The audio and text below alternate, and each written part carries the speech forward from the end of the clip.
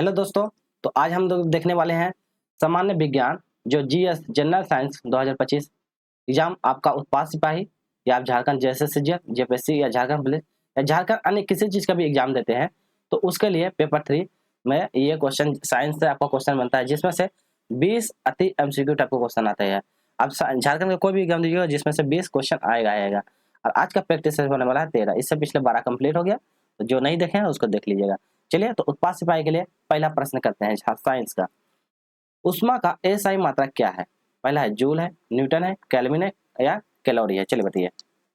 तो उष्मा का एसआई मात्रा क्या है? आपको पता ही होगा, ऑप्शन नंबर ए जूल। तो उष्मा का एसआई मात्रा होता है जूल। चलिए, परिदर्शी मतलब पेरिस्कोप। तो पेरिस्कोप प्रकाश के किस सिद्धांत पे काम करता है? तो पेरिस्कोप किस सिद्धांत पे कार्य करता है? अपवर्तन का सिद्धांत, पूर्ण आंतरिक परावर्तन, विवर्तन का सिद्धांत या परावर्तन का सिद्धांत। तो पेरिस्कोप किस सिद्धांत पे कार्य करते हैं? तो ये परावर्तन के सिद्धांत पे कार्य करते हैं। तो ऑप्शन नंबर डी याद रखिएगा, परावर्तन के सिद्धांत पे कार्य करते हैं। चलिए, क्वेश्चन नंबर 3 की ओर बढ़ते हैं। इसमें बोलता है रजत रजत नाम का एक व्यक्ति है जिसको क्या कहते हैं? दूरदृष्टि है। तो कौन सी दूरदृष्टि है? जिसको इंग्लिश में बोलता है हाइपरमेया। नेत्र रोग विषय के द्वारा दूरदृष्टि को सही करने के लिए किस प्रकार का लेंस सुझाव करेंगे? डॉक्टर पास जाते हैं तो वो किस प्रकार का लेंस देंगे? पहला ऑप्शन है कॉन्वेक्स, बाइफोकल, कॉनकेव या प्रोग्रेसिव। तो किस प्रकार के लेंस का प्रयोग करेंगे? तो दूरदृष्टि दूर करने के लिए हमेशा कॉन्वेक्स। तो याद रखिएगा कॉन्वेक्स, इसको बोलते हैं हम लोग उत्तल दर्पण। उत्तल उत्तल दर्पण, ठीक है। उत्तल दर्पण या उत्तल लेंस ये बोलता है। और कौन को बोलता है अवतल, अवतल लेंस, ठीक है। तो अवतल लेंस जो होता है निकट दृष्टि को, जिसका निकट दृष्टि है, निकट दृष्टि दोष है, वो निकट दृष्टि के लिए इसको इस्तेमाल करना, निकट दृष्टि के लिए। उत्तल दर्पण जो दूर की दृष्टि, तो दूर की दृष्टि के लिए उपयोग करते हैं। अगला क्वेश्चन, इसमें बोलता है निम्नलिखित में से किसका माध्यम ध्वनि के वेग पर कोई प्रभाव नहीं पड़ता? तो किसका ध्वनि के वेग पर प्रभाव नहीं पड़ेगा? दाब का, आर्द्रता पर, तापमान का या घनत्व का? तो किसका प्रभाव ध्वनि पे नहीं पड़ेगा? तो किसका नहीं पड़ेगा? तो ये दाब का। तो ऑप्शन नंबर ए इसका सही जवाब हो जाएगा। अगला क्वेश्चन कर लेते हैं। इसमें बोलता है अपेक्षित सिद्धांत के अनुसार निम्नलिखित में से कौन सदा एक समान रहता है? तो हमेशा क्या एक समान रहता है? कौन होगा? किसी वस्तु की लंबाई, समय, आकाश या प्रकाश का वेग। तो कौन हमेशा एक समान रहता है, ये पूछा गया है। तो प्रकाश का जो वेग होती है, प्रकाश का वेग हमेशा एक समान होती है। तो हमेशा एक समान होती है, तो याद रखिएगा एक समान वेग रहती है। अगला क्वेश्चन कर लेते हैं, नेक्स्ट क्वेश्चन 36। इसमें बोलता है निम्नलिखित में से किस तत्व की विद्युत चालकता अधिकतम होती है? तो विद्युत चालकता सबसे ज्यादा अधिक तांबा की, जस्ता की, चांदी की, सीसा का। तो किसका सबसे ज्यादा अधिक होता है? विद्युत चालकता सबसे अधिक होती है। चलिए, तो किसका? चांदी का। तो ऑप्शन नंबर सी क्या था? चांदी की विद्युत चालकता सबसे अधिक होती है। अगला क्वेश्चन कर लेते हैं।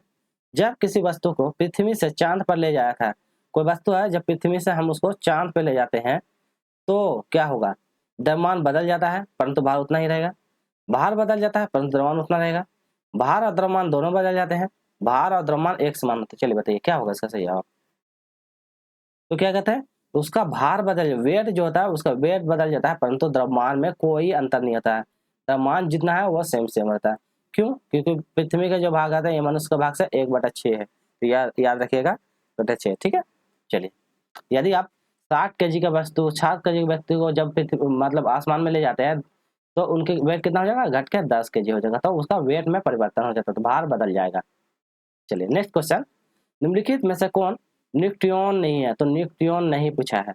प्रोटॉन, इलेक्ट्रॉन, न्यूट्रॉन या प्रोटॉन। तो न्यूक्लियन नहीं पूछा है, तो कौन सा? पॉजिट्रॉन। तो पॉजिट्रॉन ऐसा है जो न्यूट्रॉन नहीं होती है। अगला क्वेश्चन देख लेते हैं। इसमें बोलता है बाजार में बिकने वाला मानक 18 कैरेट सोना होता है, किस प्रकार का होता है? 18 भाग सोना और 18 भाग अधातु, 18 भाग सोना और 6 भाग अधातु, 18 भाग सोना 65 भाग अधातु और 9 भाग सोना और 15 भाग अधातु, वही धातु। तो बताइए, अन्य धातु पूछा है। इसमें बताइए कि 18 कैरेट में क्या होता है?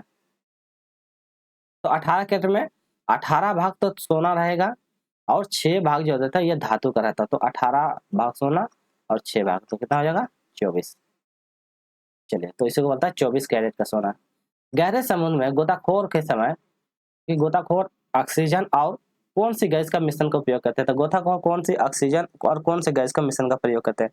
पहले हाइड्रोजन, आर्गन, नाइट्रोजन या हीलियम। तो वो गोताखोर लोग कौन सा मतलब गैस का उपयोग करते हैं, ये पूछा गया है। तो कौन सा, हीलियम गैस का उपयोग करते हैं, तो वो गोताखोर लोग हीलियम गैस का प्रयोग करते हैं। नेक्स्ट क्वेश्चन, रसोई की गैस एक मिश्रण है, तो रसोई की गैस में एक प्रकार का मिश्रण क्या है, मीथेन और एथिलीन का, कार्बन डाइऑक्साइड और ऑक्सीजन का, ब्यूटेन और प्रोपेन का, कार्बन मोनोऑक्साइड और कार्बन डाइऑक्साइड का। तो हम लोग खाने के लिए जो खाना बनाते हैं उसमें कौन सी गैस का प्रयोग होता है, तो ब्यूटेन और प्रोपेन। तो ब्यूटेन और प्रोपेन गैस जो होता है ये खाने वाले में, रसोई घर में हम लोग गैस में उपयोग करते हैं। नेक्स्ट क्वेश्चन, क्यूरी बिंदु तापमान निम्नलिखित में से क्या है, तो क्यूरी बिंदु तापमान क्या होता है, दब रिएक्टिविटी होता है, धातु के चुंबकीय गुण समाप्त हो जाता है, धातु की चालकता या कंडक्टिविटी समाप्त हो जाती है, धातु में तुरंत हो जाती है। चलिए बताइए, तो क्या हो जाएगा, धातु का चुंबकीय गुण क्या हो जाता है, समाप्त हो जाता है। तो ऑप्शन नंबर बी सही है, और धातु का चुंबकीय गुण समान हो जाता है, समाप्त हो जाता है। अगला क्वेश्चन देख लेते हैं। वीडियो अच्छी लग रही होगी तो लाइक शेयर सब्सक्राइब जरूर कीजिएगा।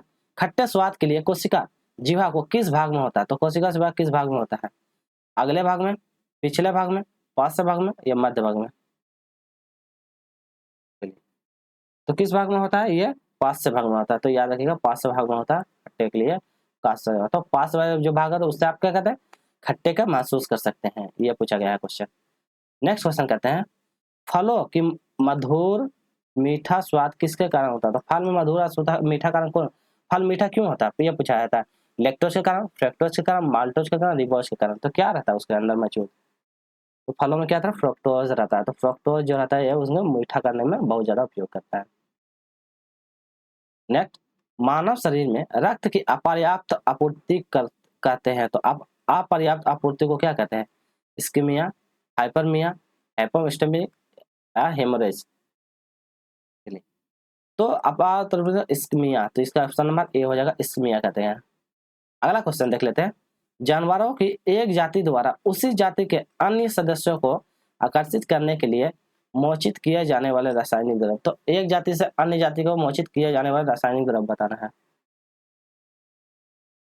तो एक जाति से जाने तो इसको बोलता है फोरमेन। तो इसको बोलते हैं, यहाँ पे 4 ऑप्शन है तो फोरमेन इसका सही आंसर ऑप्शन नंबर सी हो जाएगा।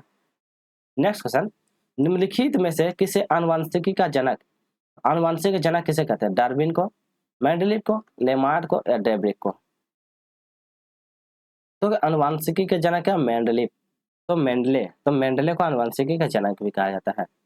नेक्स्ट क्वेश्चन हम लोग बढ़ते हैं, किस रोग की रक्षा के लिए शिशुओं को डीटीपी का टीका लगाया जाता है, तो किसकी रक्षा करने के लिए बच्चा को देखिएगा, छोटा बच्चा को डीटीपी का डीपीटी का टीपी बच्चा को छोटा में लगाया जाता है, किसके लिए, रोहिणी, इंग्लिश में बोलते हैं डिप्थीरिया या पोलियो तथा टिटेनस के लिए, रोहिणी निमोनिया तथा यक्षु के लिए, रोहिणी चेचक तथा टिटेनस के लिए, रोहिणी कुकुर खांसी और टिटेनस के लिए। तो किस लिए लगाया जाता है बताइए, आप लोग तो गांव में देखे भी होंगे बच्चे लोगों को लगाते हुए, ठीक है।